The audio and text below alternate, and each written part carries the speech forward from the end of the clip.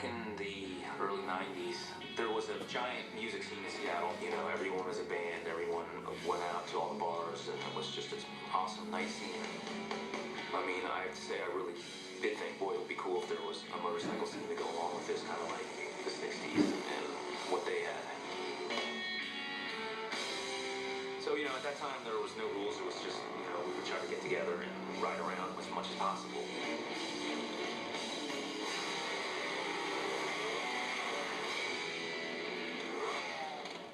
You know, a lot of people laughed at our bikes, but we knew they were cool. We liked them.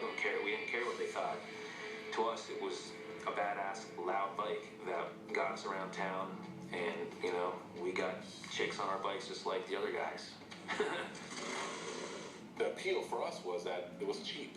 You know, you could pick up a bike for $1 a cc easy. Even in the beginning, we liked to keep the motorcycle to what we thought was an alternative to what was popular around town at the time, which was still the Harley culture. It was just, you know, overwhelming.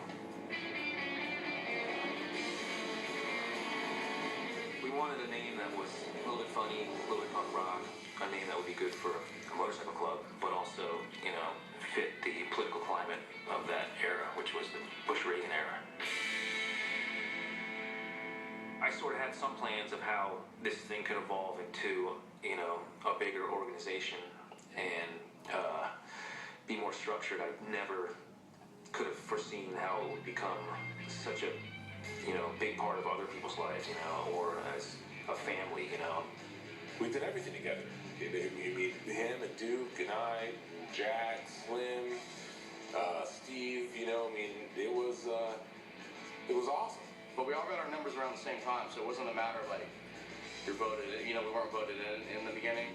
But that kind of gave it a core of what we were going to do, is just keep our friends in it, which we didn't have any goal to make it enormous, really. When we started realizing that there were actually people who wanted to become part of a club and be a Cretin, it kind of threw us all a little bit, you know, like, what? That's weird. So we had to decide what we wanted as a club. First, most obvious one was, when the hell should we meet? You know, which at that time was a bunch of phone calls. We didn't have the internet yet, so Thursday nights, we meet Thursday night at 8:30.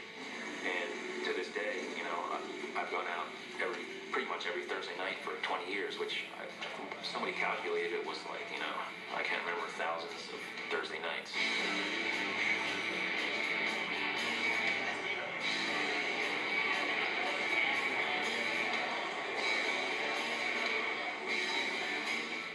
Looking at it is, if you ever had a close group of friends, maybe it was in the Army, maybe it was in high school, maybe it was your Little League baseball team, just a crew of buddies that meshed and got along really well, and just guys had a blast everywhere you went. Well, what if you could do that the rest of your life?